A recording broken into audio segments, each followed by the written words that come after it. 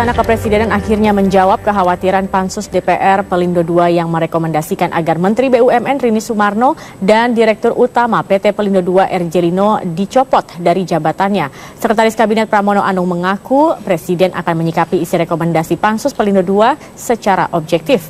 Terlebih kasus dugaan korupsi di tubuh Pelindo II semakin jelas. Rekomendasi Pansus Pelindo II kepada pemerintah seolah memantik bara perseteruan antara pemerintah dengan DPR. Merasa rekomendasinya belum digubris oleh pemerintah, Ketua Pansus Pelindo II, Rieke Diah Pitaloka geram dan mengancam memakzulkan Presiden Joko Widodo bila tak menjalankan rekomendasi Pansus Pelindo II, yakni mencopot Menteri BUMN Rini Sumarno dan Direktur Utama PT Pelindo II RJ Lino. Menurut Rieke, dalam tata tertib DPR yang merupakan turunan dari Undang-Undang MD3, apabila rekomendasi pansus angket tidak ditindaklanjuti pemerintah, maka DPR dapat mengusulkan hak menyatakan pendapat. Kegeraman Rieke juga bertambah ketika Wakil Presiden Jusuf Kalla menyebut rekomendasi Pansus Pelindo II hanya sebatas saran politik. Dengan kata lain, pemerintah dapat menjalankan isi rekomendasi atau tidak. Pihak istana pun akhirnya angkat bicara. Sekretaris Kabinet Pramono Anung mengaku Presiden akan menyikapi isi rekomendasi Pansus Pelindo II secara objektif. Apalagi kasus dugaan korupsi di tubuh Pelindo II semakin jelas. Setelah Komisi Pemberantasan Korupsi menetapkan RJ Lino menjadi tersangka dalam kasus dugaan korupsi pengadaan Q-Crane. Yang jelas bahwa karena perkembangan baik di KPK maupun kepolisian terhadap persoalan Pelindo ini dari waktu ke waktu selalu diamati oleh Presiden. Apalagi sekarang nama yang disebut di dalam pansus itu sudah menjadi tersangka di KPK. Maka tentunya sudah terang benderang terhadap persoalan itu. Sehingga apa yang akan diambil oleh Presiden, oleh pemerintah, tentunya dalam koridor bagaimana proses hukum itu dihargai, dihormati. Sikap istana tersebut sepertinya belum menjadi jawaban sempurna untuk Pansus Pelindo II. Apakah sikap Pramono Anung itu hanyalah isyarat? Karena sebetulnya Presiden Joko Widodo sudah punya jawaban tersendiri lewat wacana perombakan kabinet yang belakangan masih menjadi isu politik. Tim Liputan, Metro TV. Kisruh di PT Pelindo II memiliki aspek hukum dan politik. Dua lembaga penegak hukum Bareskrim dan KPK mengusut dugaan tindak pidana di Pelindo. Bahkan DPR melalui Pansus Pelindo juga merekomendasikan pemecatan Dirut Pelindo II RJ Lino dan Menteri BUMN Rini Sumarno yang dinilai tidak melaksanakan asas pemerintahan yang baik. Kasus Pelindo II berawal dari penggerebekan Bareskrim Polri yang saat itu dipimpin Komjen Budi Waseso ke kantor Pelindo II. Pelindo II diduga melakukan kesalahan prosedur dalam pembelian mobile crane. RJ Lino saat itu tampak reaktif dengan menelepon seorang menteri dan mengancam mundur. Kasus Pelindo pun akhirnya bergulir juga di Senayan. Pansus Pelindo II dibentuk. Lino dicecar tidak hanya soal pembelian mobile crane, namun juga soal panjangan kontrak GICT yang diduga menyalahi undang-undang karena tidak berkoordinasi dengan otoritas pelabuhan dan Menteri Perhubungan. RJ Lino dan Menteri BUMN Rini Sumarno saat memberikan pansus menyatakan dasar perpanjangan kontrak GICT hanya pada surat pendapat hukum Jamdat. Dan kami mendapatkan secara lisan konfirmasi bahwa mereka sudah mendapatkan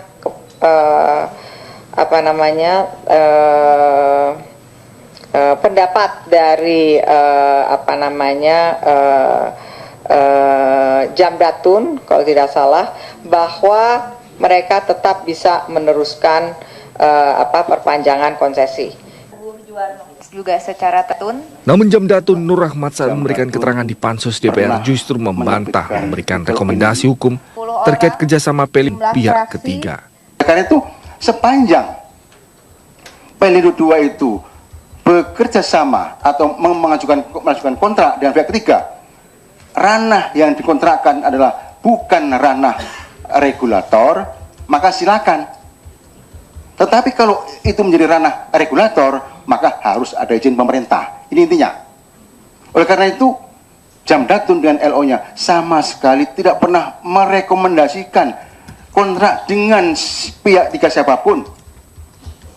Pansus Pelindo II akhirnya mengeluarkan rekomendasi agar pemerintah memecat Erjilino dan Menteri BUMN karena dinilai tidak melakukan azas pemerintahan yang baik. Artinya tinggal bagaimana kita kawal agar pemerintah menindaklanjuti temuan-temuan ini dan rekomendasi-rekomendasinya dilanjutkan oleh pemerintah Republik Indonesia, khususnya Presiden Republik Indonesia Bapak Joko Widodo. Hasil Pansus Pelindo II, KPK pun menetapkan Richard Joslino sebagai tersangka dugaan korup Krin pada tahun 2010. Pelindo II tampaknya menjadi sorotan dua lembaga penegak hukum di negeri ini, KPK dan Bareskrim Polri. Mabes Polri menyoroti pengadaan 10 mobile crane pada tahun 2013 yang diduga tidak sesuai dengan kebutuhan negara dan kerugian diperkirakan hingga 45,5 miliar rupiah. Sementara di KPK, dugaan kasus korupsi yang diselidiki adalah penyalahgunaan kewenangan yang dilakukan Erjilino atas penunjukan langsung perusahaan asal Tiongkok dalam pengadaan 3 unit Hui Container Crane pada tahun 2010. Sebagai operator tata kelola pelabuhan terbesar di Indonesia, PT Pelindo II memang harus bersih dari berbagai kepentingan, tentunya kepentingan yang mengakibatkan kerugian negara. Tim Liputan, Metro TV. Menteri Badan Usaha Milik Negara Rini Sumarno menyerahkan masalah reshuffle kabinet kepada Presiden Jokowi. Pernyataan ini disampaikan Rini menyikapi rekomendasi Pansus Angket PT Pelindo II yang meminta Presiden segera mencopot Menteri BUMN Rini Sumarno dari jabatannya.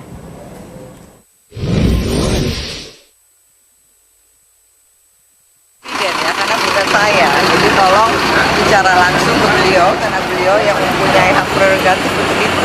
Ya, terima kasih.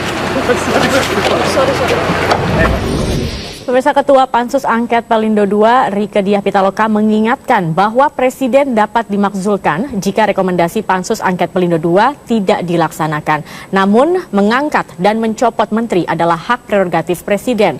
Apakah rekomendasi Pansus ini terbilang objektif ataukah ada motif politik lain di balik rekomendasi Pansus Angket Pelindo II? Kami akan langsung membahasnya bersama Ketua Pansus Angket Pelindo II, Rieke Diah Pitaloka yang bergabung bersama kami melalui sambungan satelit pada malam ini. Juga ada pengamat hukum tata negara Refli Harun dan juga pengamat politik Burhanuddin Muhtadi yang berada di studio Prime Time News malam ini. Selamat malam, Bapak-bapak. Malam. Baik, Ya, kami akan malam. membahas ini, tetapi saya akan menyapa dulu Mbak Rieke. Selamat malam, Mbak Rieke. Selamat malam, Assalamualaikum warahmatullahi wabarakatuh. Waalaikumsalam warahmatullahi wabarakatuh. Mbak Rieke, langsung saja saya ingin bertanya mengenai rekomendasi dari Pansus Pelindo yang mengatakan mencopot Menteri BUMN dan juga dari Dirut Pelindo II. Mencopot, mengapa harus sampai mencopot? Apa alasannya? Ya, tentu saja ini bukan hanya berdasarkan penilaian personal ya, bahwa ada penyelidikan yang dilakukan oleh Pansus, ada berbagai bukti dokumen dan juga pernyataan secara langsung dari para narasumber. Sebetulnya bukan hanya Menek BUMN Rini Sumarno dan Dirut Utama Pelindo yaitu Erjilino, tetapi berbagai pihak yang menyampaikan keterangan di bawah sumpah dan rapat dilakukan secara terbuka, sehingga agak sulit memang untuk berkelit kenapa tidak ada pelanggaran hukum di situ. Nah, kenapa kemudian rekomendasinya sampai pada persoalan pencopotan Dirut Pelindo II dan kemudian Menteri Negara BUMN Ibu Rini Sumarno, itu karena kita menemukan sebuah berbagai hal yang sangat penting dan patut diduga yang bersangkutan memang melanggar Undang-Undang Dasar 1945, putusan Mahkamah Konstitusi, undang-undang terkait diantaranya Undang-Undang BUMN, Undang-Undang Keuangan Negara, Undang-Undang Perbendaharaan Negara, Undang-Undang KKN, dan peraturan perundangan lainnya. Lalu kemudian juga diduga keras melakukan perbuatan melawan hukum. Jadi kemudian ini juga kita tidak main-main karena ini persoalan yang kami kira ini adalah persoalan juga hukum ketatanegaraan yang ada, dan mudah-mudahan ada Pak Refli Harun di studio bisa juga menjelaskan bagaimana sebagai pakar hukum ketatanegaraan, dan saya Saya berharap bukan sebagai komisaris jasa marga di sini. Mbak Rika, ini yang menarik adalah mencopot Menteri BUMN, di mana ini sebenarnya bukan wilayah atau domain dari DPR. Saya ingin tahu juga alasannya seperti apa, tetapi kami harus jeda dulu. Pemirsa, kami akan melanjutkan perbincangan ini sesaat lagi. Tetap bersama kami di Prime Time News. Baik, pemirsa, kami akan lanjutkan kembali perbincangan malam ini. Saya ingin ke Bang Refli. Bang Refli, kalau Anda melihat dari mulai awal hingga akhirnya sudah ketok palu di paripurna, pansus dari Pelindo II ini sendiri, apakah Anda melihat ini sudah dilakukan secara objektif, begitu? Iya, tadi kan saya dipetakobli oleh Mbak Rika. Jadi begini ya, saya ingin melihat ini dari sisi hukum tata negaranya ya. Pertama, saya sendiri merasa ketika kemudian DPR membuat angket ini agak aneh sebenarnya ya dari sisi. Aneh bagaimana? Begini, angket ini kan sebenarnya kalau dalam dunia pewayangan itu senjata utama kan, senjata utama di mana pamungkas. Jadi kalau misalnya pengawasan eksekutif itu tumpul ya, maka kemudian menggunakan senjata pamungkas ini berupa hak interpelasi ya, hak angket dan hak menyatakan pendapat. Nah, lalu kemudian hak ini kan harusnya ditujukan kepada dua hal, dugaan pelanggaran undang-undang dan kemudian kebijakan pemerintah yang bersifat strategis, penting dan berdampak bagi masyarakat. Pemerintah itu siapa? Ya tentu kalau kita bicara pemerintah dalam kadar majemuk, ya siapapun eksekutif jadi pemerintah. Tapi tentu yang dimaksudkan ini adalah kan puncak utamanya. Kalau kita bicara tentang impeachment proses, ini bagian dari impeachment proses, maka harus ditujukan seharusnya kebijakan pemimpin puncak kita, presiden dan wakil presiden. Karena inilah equipment dari DPR. Tapi jalannya pansus ini sendiri Anda melihat memang sudah cukup sesuai dengan aturannya? Iya, lalu kemudian ketika itu selesai kan maka kemudian rekomendasi dan lain sebagainya. Nah, cuma untuk pansus kemarin justru saya ingin klarifikasi Mbak Rike. Pertama, apakah hasil pansus ini sudah disampaikan resmi kepada DPR dalam rapat paripurna kemarin? Satu. Kedua, karena ada yang bilang ini belum resmi, baru kesimpulan sementara karena laporannya sendiri belum selesai. Sudah diketok di paripurna. Iya, walaupun diketok di paripurna, kalau laporannya belum resmi kan. Kedua, harusnya kan ada pemandangan fraksi di paripurna. Lalu kemudian yang ketiga ada penerimaan. Nah, penerimaan itu seperti kemarin tuh waktu pansus Senturi kan, ada opsi A, opsi B dan lain sebagainya, full. Kemudian diputuskan. Nah, setelah itu maka kemudian soal tindak lanjut itu terserah DPR. Pertama misalnya tindak lanjutnya karena ini ada dugaan pelanggaran hukum kepada penegak hukum, kan begitu? Lalu kemudian kalau misalnya ada tersangkut bahwa ini presiden kemudian sudah melanggar konstitusi dan lain sebagainya, bisa saja digalang hak menyatakan pendapat. Tetapi ketika kemudian rekomendasinya untuk memberhentikan pejabat-pejabat tertentu fine secara politik, tapi permasalahannya dari sisi hukum negara apakah itu binding atau tidak. Nah, kalau mau penjelasan saya nanti jelaskan nih. Tapi kita tanya dulu ke Mbak Rika tadi, step-step atau langkah-langkah yang dikatakan oleh Bang Refli ini sudah dilakukan dalam pansus Pelindo ini, Mbak Rika? Pertama, kenapa dibentuk pansus angket? Itu kan ini saya bawa nih tatibnya ya.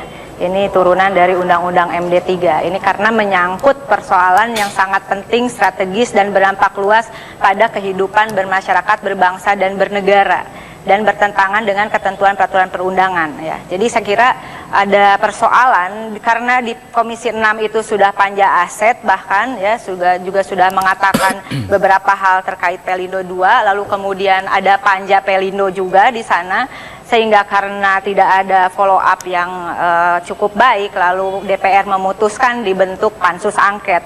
Nah, pertanyaannya apakah ini isu strategis? Kalau ditanyakan ngapain sih DPR sampai membentuk pansus angket? Saya balik tanya, apakah pelabuhan itu bukan sesuatu yang strategis bagi persoalan bangsa ini?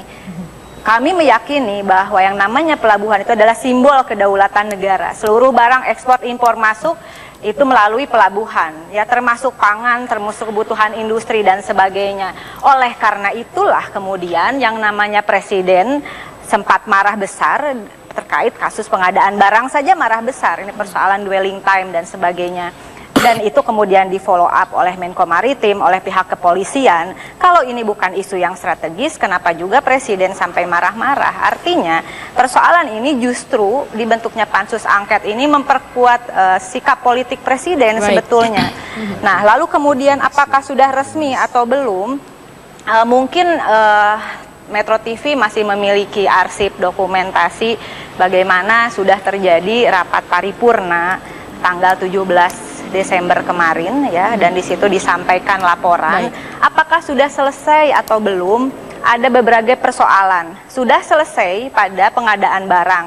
Bahkan itu kita juga tidak mengupas secara detail karena sudah ditindaklanjuti oleh KPK, oleh kepolisian. Tetapi ada hal yang sangat penting yang pada pansus itu kita ungkap perpanjangan kontrak GICT yang itu kemudian diduga ya, ini penghitungannya juga sangat detail oleh tim gabungan yaitu FRI dan Bahana yang tadinya juga disewa oleh Pelindo, lalu kemudian ketika kami beri data yang lengkap perhitungannya jadi berbeda. Saya ingin menyampaikan ini ada angka yang sangat besar ya yang harus kami ingatkan bahwa manfaat bagi Pelindo II untuk sisa masa kontrak 2015-2018 kontraknya kemudian diperpanjang di 2015 padahal harus selesai 2019 ini adalah 2,99 triliun. Tapi akan kehilangan potensi pendapatan ini 24,7 triliun. Sebentar, ini penting sekali. Lalu manfaat bagi Pelindo II ketika ini dioperasikan sendiri dibandingkan dengan memperpanjang kontrak dengan HPH itu ada potensi kehilangan penghasilan negara 36,5 triliun. Jadi di sini bukan hanya persoalan politik, tetapi di sini ada persoalan ekonomi. Dengan perbincangan kita saat ini, Parlemen Intervensi Presiden ini hasil rekomendasinya ini dikatakan menyentuh wilayah yang sama sekali bukan domain DPR. Saya belum dapat jawaban apakah itu sudah resmi atau tidak, sudah selesai atau tidak, dan apakah Pansus Pelindo ini masih bekerja atau sudah stop 17 Desember Sudah selesai atau belum ini, Mbak Rika? Ya. Jadi disepakati bahwa ada beberapa persoalan Pak Refli, sehingga di paripurna itu juga disepakati ya ambil keputusan diterima bahwa ini selesai pada persoalan pengadaan barang dan kontrak GICT. Namun ada persoalan lain dan kami juga minta untuk nanti boleh dilanjutkan, kami minta kepada paripurna yaitu terkait persoalan New Priuk dan juga pendanaannya. Yang ini juga ada indikasi puluhan triliun ya potensi kerugian negara termasuk global bond di sana, termasuk sindikasi keuangan bank asing yang terlibat, yang itu akan kita lanjutkan bahwa ini kita bukan hanya persoalan kontrak GICT, tapi untuk kontrak GICT sudah cukup Pak, sudah selesai. Sudah selesai, mau diapain lagi? Menterinya juga tidak mau datang lagi, yang terakhir diundang 2 kali. Untung keburu tutup masa reses. Kalau enggak nanti jemput paksa. Untuk dua permasalahan sudah selesai begitu Mbak Rika. Mbak Rika, saya ingin kembali lagi mengenai hasil rekomendasi untuk mencopot Menteri BUMN. Kita tahu bahwa untuk mencopot atau mengangkat menteri adalah hak prerogatif Presiden, bukan dari Parlemen. Dan ini dikatakan bahwa ini mengapa DPR menyentuh wilayah yang sama sekali bukan domain sendiri dari DPR? Karena itu alasannya ya sudah terjadi dugaan kuat pelanggaran dan sikap melawan terhadap Undang-Undang Dasar, putusan Mahkamah Konstitusi, undang-undang dan peraturan perundangan lainnya. Hingga tingkat pencopotan. Sangat merekomendasikan sangat merekomendasikan, jangan bahasanya dipelintir ya. Saya tidak mau main-main karena ini urusan ketatanegaraan. Saya kira kita harus bersepakat juga, media tentu saja sebagai agen perubahan, juga kalimat-kalimatnya juga saya berharap ini kita melakukan semacam pendidikan politik untuk kita semua.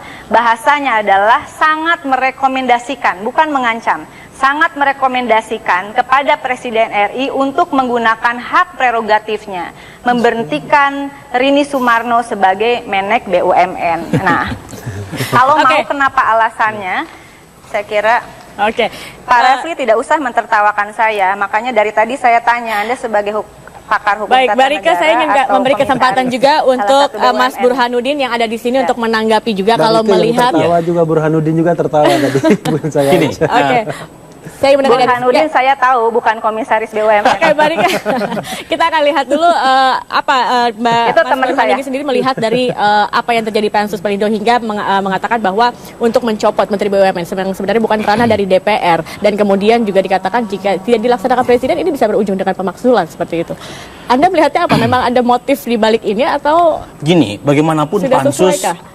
adalah lembaga ad hoc yang bersifat politis, karena DPR adalah lembaga politik. Jadi kalau kemudian saran atau rekomendasinya bersifat politis, ya maklum namanya lembaga politik. Tapi buat saya simple ya, kalau kita lihat secara sekilas, sebenarnya apa yang dibicarakan bukan hanya Pansus Pelindo II, tapi pansus-pansus sebelumnya itu lebih bersifat, kalau istilahnya Pramudia Anantatur, itu seperti badai dalam secangkir kopi. Jadi ada badai di level elit, tetapi level massa itu belum lihat misalnya apa yang disasar oleh pansus ini. Nah, tugas Mbak Rike dan kawan-kawan pansus lainnya adalah jangan meletakkan kesimpulan di awal ada si A, si B yang disasar, karena kesan itu kemudian ditangkap oleh sebagian kalangan, tapi langsung masuk pada inti. Tadi poin yang disampaikan Mbak Rike menarik sekali soal dugaan pelanggaran hukum di mana pansus punya kewenangan untuk melakukan proses penyelidikan mulai dari GITC, kemudian mulai dari Crane, dan kita tahu ada 2 lembaga penegak hukum yang sudah menyidik kasus ini ya, bahkan KPK sudah menetapkan Rino sebagai tersangka. Jadi pada poin-poin di situ saya kira penting untuk ditekankan dan sedapat mungkin menghindar dari dugaan politis yang muncul. Meskipun saya pribadi sebagai orang yang memperhatikan masalah politik, wajar kalau kemudian pansus punya target atau motif politik, namanya juga lembaga politik. Yang kemudian memunculkan pertanyaan memang, gini, kalau kita lihat pansus-pansus sebelumnya, yang menjadi leading sektornya itu kan biasanya partai oposisi atau partai yang memainkan politik 2 kaki. Untuk kasus Senturi misalnya Golkar dengan PKS. Nah, untuk kasus sekarang itu yang partai pemerintah. Ya, yang menjadi paling depan itu justru partai pemerintah. Orang kemudian kan punya asumsi yang tidak sepenuhnya benar. Jangan-jangan ini bagian dari konflik intra-oligarki. Nah, ini tentu harus diminimalisir. Caranya jangan masuk ke persoalan tadi, tapi masuk pada persoalan-persoalan. Sebentar Pak Burhanuddin. Kira-kira begitu. Oke, Mbak Rika ditahan dulu karena kami harus jeda dulu. Mbak Rika nanti kami akan berikan kesempatan untuk menjawab. Tetapi kami harus jeda dulu Mbak Rika. Setelah ini kami akan melanjutkan perbincangan. Pemirsa tetap bersama kami di Prime Time News. Ya, baik, kami akan melanjutkan perbincangan ini. Mbak Rika, silakan, tadi Anda ingin menanggapi pernyataan dari Bang Burhanuddin. Jadi Pak Burhanuddin sebetulnya ada 7 rekomendasi di sini yang juga saya berharap ini juga kemudian dibangun opininya secara bersama. Pertama adalah kita merekomendasikan membatalkan perpanjangan kontrak GICT 2015-2038 antara Pelindo II dan HPH. Karena terindikasi kuat telah merugikan negara. Tadi sampai angkanya kalau kita operasionalkan sendiri sebetulnya kita bisa ada kehilangan potensi kerugian negara sampai 36 triliun lebih ketika itu terjadi kerjasama. Serta telah terjadi strategic transfer pricing ya dalam technical know-how yang kita sudah turun ke lapangan ternyata tidak terjadi, tidak ada orang asing di sana, semua yang mengoperasikan adalah anak bangsa kita. Dan ini kita merekomendasikan putus kontrak, kembalikan GICT ke Ibu Pertiwi di 2016 tanpa kita harus membayar termination value. Ya, dan kemudian pengelolaan harus kembali berkiblat pada konstitusi negara kita sendiri, Undang-Undang Dasar 45. Kedua, kami meminta kepada Otoritas Jasa Keuangan untuk melakukan penyelidikan atas dugaan konflik of interest dan manipulasi yang dilakukan oleh Deutsche Bank. Deutsche Bank sebagai financial advisor tapi juga sebagai kreditor di sini. Kita menduga terindikasi kuat adanya fraud dan financial engineering, kejahatan keuangan yang merugikan keuangan negara. Lalu juga ada terkait persoalan ketenaga kerjaan ya. Dan kami juga meminta pada kesempatan ini untuk tidak memecat 30 karyawan outsourcing yang kabarnya akan diberhentikan karena ikut memperjuangkan persoalan dihentikannya perpanjangan kontrak ini. Lalu kemudian kita merekomendasikan kepada aparat penegak hukum untuk melanjutkan penyidikan atas pelanggaran undang-undang dan seterusnya. Memang ada persoalan harus memberhentikan Dirut Pelindo dan Menek BUMN. Tapi tolong jangan disangkut pautkan dengan personal. Kalau yang namanya di Rut Pelindonya itu bernama Burhanuddin Mutadi dan kita juga menduga keras terjadi pelanggaran terhadap konstitusi, undang-undang dan peraturan perundang-undangan, atau yang bernama Menek BUMN-nya adalah Refli Harun, kita juga bagaimana nih Mas Burhan? Ya. Tadi Mas Burhan juga sempat mengatakan ke Barika bahwa ini sebagai partai pengusung pemerintah biasanya ini mendukung, justru ini seperti menyerang pemerintah sendiri. Iya, kami agak sulit ya, bukan menyerang. Kita agak sulit dengan berbagai persoalan yang ada. Misalnya di sini Menteri BUMN menerbitkan surat izin prinsip. Tidak ada dalam nomenklatur perundang-undangan kita ada izin prinsip di dalam yang dikeluarkan Menteri BUMN. Menteri BUMN ini hanya mengizinkan atau tidak mengizinkan. Baik. Lalu kemudian di dalam izin prinsip yang dikeluarkannya pun ada terjadi kontradiksi. Saya ingin tahu juga pendapat dari Mas Burhanuddin. Harus balance ya. Kalau kita lihat gitu ya dari awal proses pansus Pelindo, sebenarnya saya tidak yakin arahnya sampai presiden. Jadi bagaimanapun presiden Jokowi adalah anak kandung dari PD Perjuangan. Jadi dari awal memang bukan Jokowi sasarannya, meskipun jadi siapa sasarannya? Ini persoalan nah tentu dari sisi politik bisa macam-macam. Cuma tadi tentu dari sisi komunikasi politik kan ada 7 tadi, 7 saran rekomendasi dari pansus yang sebagian besar sebenarnya itu masih sangat mungkin kita perdebatkan secara substantif. Ada dugaan transfer pricing, ada kemungkinan penyalahgunaan kekuasaan dan seterusnya. Disitulah gitu ya, disitulah sebenarnya perdebatan itu layak untuk kita kedepankan. Dan tentu saja memberi porsi kepada penegak hukum untuk menyelidiki kemungkinan tindak dugaan pidana di situ. Tetapi kalau kemudian highlightnya, meskipun tentu saja bukan pansus saja ya, media termasuk pengamat itu kan punya potensi untuk cherry picking. Jadi mengambil poin-poin yang dianggap penting atau dianggap krusial secara politis untuk didiskusikan sambil mengabaikan poin-poin lainnya. Tapi poin saya simple sebenarnya. Ada ranah hukum, ada ranah politik gitu ya, bahwa kemudian ada interkoneksi antara keduanya, that's fine.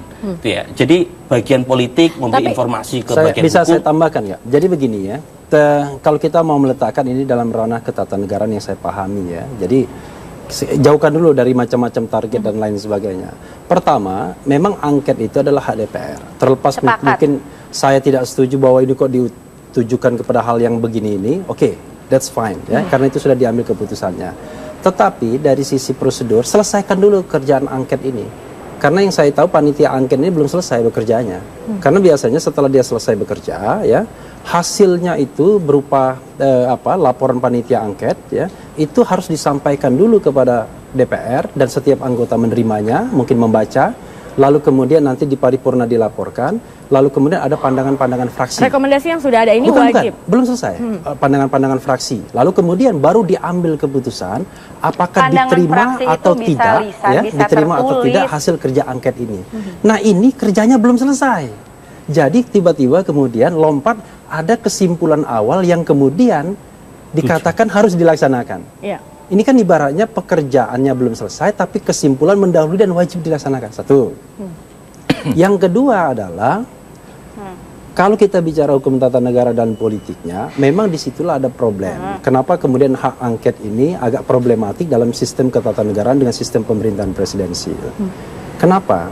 Kalaupun dia katakan nanti diterima hasil angketnya, ya, maka kemudian apakah kemudian rekomendasi DPR ini dijalankan presiden atau tidak? Ya itu memang akhirnya ranah politik lagi. Bagaimana sejauh mana kemudian tekanan DPR kepada presiden tersebut. Jadi rekomendasi itu tidak binding. Tetapi kalau seandainya misalnya ada dugaan pelanggaran hukum, ya itu pun sebenarnya bisa ditindaklanjuti oleh ranah hukum, kepolisian, kejaksaan dan lain sebagainya. Tapi sekali lagi tidak binding juga. Kalau dalam sistem pemerintahan parlementer, dia bisa menjadi sebuah kekuatan powerful karena dia bisa menjatuhkan seorang Perdana Menteri ketika kemudian setelah hasil angket itu partai-partai menarik dukungan.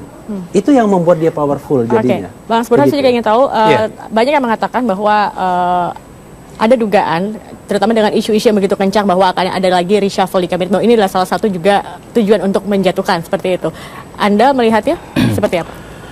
Kalau sasarannya ke Jokowi tidak ya, bahkan kalau kita lihat 3 atau 4 bulan ke belakang sebenarnya sudah terjadi semacam rekonsolidasi kekuatan politik Jokowi.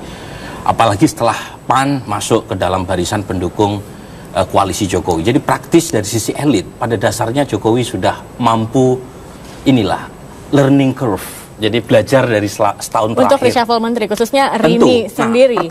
Justru di situ poinnya. Poinnya adalah karena kita tahu bahwa kabinet merupakan alokasi politik, dan tentu wajar kalau masing-masing stakeholder yang ikut memberikan iuran saham bagi proses kemenangan Jokowi ingin memperbesar alokasi politiknya yang direpresentasikan melalui kabinet. Nah, disitulah pertarungannya sebenarnya. Tapi Jokowinya itu sendiri justru di tingkat elit mengalami rekonsolidasi. Jadi dia justru sekarang berada di atas dari para pemain tadi yang sedang bertarung di level kedua atau ketiganya. Nah, pertarungan itu yang kemudian menimbulkan apa yang disebut sebagai kegaduhan. Nah, kalau kita hitung sebenarnya pada masa SBY, ini artinya ada desakan juga untuk mencopot, apalagi kita tahu untuk menggantikan posisi Menteri BUMN yang begitu basah dengan Anda ingat misalnya Jokowi itu dari awal sebentar Barika, kita selesaikan nanti saya akan ke Barika. Jokowi menurut saya dari awal itu memang sengaja memilih dengan sadar porsi kekuatan politik cuma 37% di parlemen. Ini sumber instabilitas. Kalau kita hitung sumber kegaduhan pada masa SBY sama sekarang, kegaduhan di tingkat elit lebih besar. Karena memang dari awal Jokowi memilih pendekatan non-kartel dengan hanya 37%, maka disitulah sumber instabilitas terjadi. Jadi jangan salahkan juga. Cuma poin saya, disitulah menarik itu. Ada unsur persaingan. Ini yang penting. Dalam demokrasi, persaingan itu justru menjadi intisari. Persaingan antar faksi yang kemudian diharapkan menimbulkan semacam titik keseimbangan baru. Mbak Rika ingin menanggapi, sekaligus saya juga ingin bertanya Mbak Rika, Anda katakan bahwa rekomendasi ini harus dijalankan oleh Presiden. Limit waktu yang Anda berikan kepada pemerintah untuk menjalankan rekomendasi Anda ini berapa lama?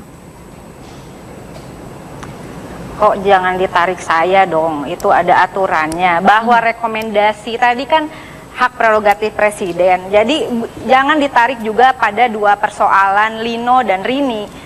Coba kita jangan pakai nama orangnya deh ya. Saya ajukan beberapa hal.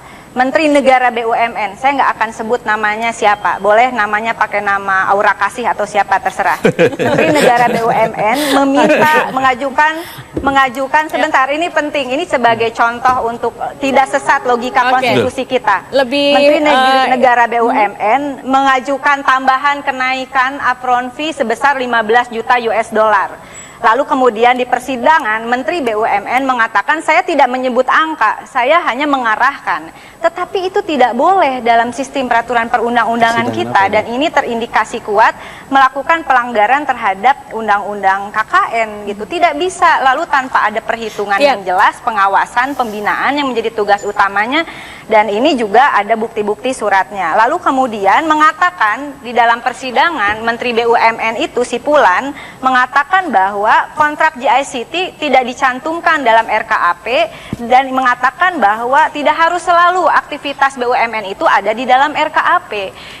Saya tanya balik, apakah itu pelanggaran atau tidak di dalam undang-undang? Karena undang-undang yang saya baca menyatakan bahwa rancangan kerja dan anggaran itu harus ada dari BUMN. Bagaimana mau memeriksa, bagaimana mau mengawasi? Tapi yang jadi pertanyaan di sini Mbak Rika adalah mencopot itu kan bukan wewenang dari DPR. Nah, kebetulan saja untuk Menteri BUMN ini kan merekomendasi. Yang menjadi pertanyaan tetapi rekomendasi ini pidatonya. Tetapi rekomendasi ini Anda katakan wajib untuk atau harus dilakukan oleh pemerintah seperti itu. Itu yang jadi pertanyaan sebenarnya Mbak Rika. Jadi seperti apa seharusnya? Artinya tidak apa-apa jika pemerintah tidak melaksanakan rekomendasi dari Pansus. Ini pidato yang dibacakan. Ini pidato yang dibacakan. Kalimatnya adalah, saya ulangi, kalau mau ngomongin persoalan orang, ya, Pansus sangat merekomendasikan kepada Presiden RI untuk menggunakan hak prerogatifnya, memberhentikan si anu, ya. Tetapi kemudian apakah ini menjadi paksaan? Sebentar, wajib hukumnya. Kita juga mengerti negara kita menganut sistem presidensial. Tadi yang namanya pakar hukum tata negara sudah menjelaskan berbeda dengan sistem parlementer. Waktu di dalam Undang-Undang MD3 minta ada kewajiban harus ditindaklanjuti semua keputusan DPR, kami menolak itu karena itu adalah sistem parlementer, merupakan pelanggaran terhadap konstitusi kita yang mengatakan Indonesia menganut sistem presidensial. Sehingga rekomendasi pansus DPR itu memang mau dikatakan tidak wajib, ya silahkan, ya karena memang rekomendasi. Kalau tidak dijalankan nanti tidak akan dimakzulkan seperti ya. Dua hal ya. Ya, saya bukan. Kalau boleh. Itu yang terhormat pakar hukum ketatanegaraan yang merangkap sebagai Komisaris Utama Jasa Marga. Ini di dalam tatib ini saya bukan bicara personal ya. Saya ingin dan ini persoalan serius. Kita tidak bicara personal. Kalau tidak ditindaklanjuti, maka DPR boleh mengajukan hak menyatakan pendapat hanya butuh 25 orang. Terima kasih gitu. Jadi sudah bergabung. saya agak bingung ketika